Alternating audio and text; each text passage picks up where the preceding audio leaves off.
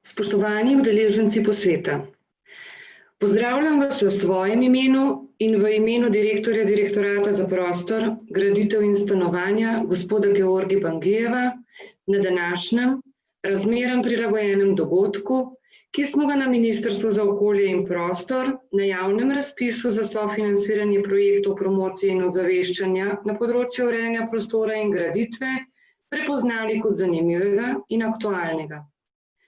Obenem se zahvaljujem tudi organizatorjem dogodka, ki so se pridružili obeležitvi meseca prostora, ki pod okriljem ministrstva letos v oktobru poteka že 7. leto zapored. In ko sem že pri mesecu prostora, bi želela izpostaviti, da smo na Ministrstvu za okolje in prostor že leta 2016 z nosilnim sloganom Spreminjajmo mesta, ne podnebja, želeli spodbuditi dejavnejše spoprijemanje mest s posledicami podnebnih sprememb in hkrati opozoriti na vlogo celovitega prostorskega in urbanega načrtovanja, projektiranja, arhitekture in gradbeništva pri tem. Zavedanje o vlogi prostorskega načrtovanja pri prilagajanju na podnebne spremembe je bilo prepoznano v začetku tega tisočletja, ko je nastala strategija prostorskega razvoja Slovenije. Že takrat smo izhajali iz spoznanja, da je trajnostni razvoj v mestih pogojen s prilagajanjem na podnebne spremembe. V njej so bile jasno zapisane usmeritve, ki so še danes aktualne, vendar tudi, žal v veliki meri neuresničene. Podnebne spremembe imajo dolgoročen vpliv. Ne zgolj v smislu oskrbe z vodo, hrano, energijo in drugimi dobrinami, temveč tudi v smislu izgledov za prihodnji razvoj, kakovost življenja v mestih ter varnosti. Nova strategija prostorskega razvoja Slovenije, ki je trenutno v fazi priprave predloga pred obravnavo na vladi in državnem zboru, uresničuje tudi podnebne cilje, zapisane v Pariškem sporazumu o podnebnih spremembah.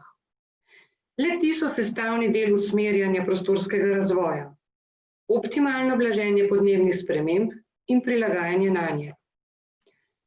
Strategija prepoznava podnebne spremembe kot temeljni izziv prihodnjega prostorskega razvoja, saj je Slovenija zaradi njenega geografskega položaja v južnem delu Alp in goratosti območje, kjer bodo učinki vpliva podnebnih sprememb v prihodnje veliki.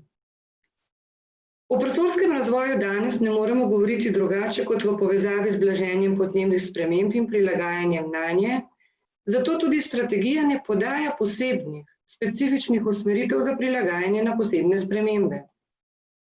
Le-te so namesto tega integrirane v celotno njeno vsebino, v vizijo, cilje in koncept prostorskega razvoja ter v usmeritve za njeno izvajanje. Podnebne spremembe strategija naslavlja skozi več povezanih prostorskih vsebin. Racionalno rabo virov, usmerjenost k preudarni in varčni rabi pri usklajevanju potreb po zemljiščih in drugih virih, smotrno organizacijo dejavnosti v prostoru, na primer policentrični urbani sistem kot nosilno ogrodje, ki ga sestavljajo mesta in urbana naselja kot središča storitev in delovnih mest ter oskrbe, zeleno infrastrukturo in zelene sisteme ter trajnostno mobilnost in krepitev odpornosti. Pri krepitvi odgovornosti govorimo predvsem o umikanju poselitve in infrastrukture iz poplavnih območij. Posledice podnebnih sprememb so v slovenskih mestih in urbanih naseljih zaradi njihove relativne majhnosti in prostorske prepletenosti s podeželskim prostorom na videz ne zdijo tako dramatične kot drugje po svetu, vendar se ne glede na to ravno tako soočajo z izzivi, ki se kažejo v vse izrazitejši izpostavljenosti učinkov višjih temperatur in poplav. V viziji prostorskega razvoja smo zapisali, da bodo prebivalci v prihodnosti živeli v tesnem stiku z naravo, da bodo naselja prepletena z naravnimi elementi, pri čemer bodo uporabljali tehnološke in upravljavske rešitve, ki temeljijo na naravnih procesih. Urbana naselja bo odlikovala prepoznavna arhitektura in energetsko učinkovite zgradbe. Na javnih površinah bodo prevladovali trajnostni načini mobilnosti in urejeni javni prostori. Z zbliževanjem območij bivanja in storitev, digitalizacijo, približevanjem zaposlitvenih centrov ter uvajanjem novih oblik dela, bo zmanjšana potreba po mobilnosti in dnevnih migracijah in bo podprt prehod v ogljično nevtralno družbo. Prilagajanje podnebnim spremembam se nam poleg nujnega uresničevanja zastavljenih podnebnih ciljev ponuja predvsem kot priložnost za zmanjšanje onesnaževanja, ozelenitev mest, izboljšanje infrastrukture, trajnostno prenovo sosesk zgradb in uveljavljanje inovativnih rešitev na področju trajnostne mobilnosti energetske oskrbe.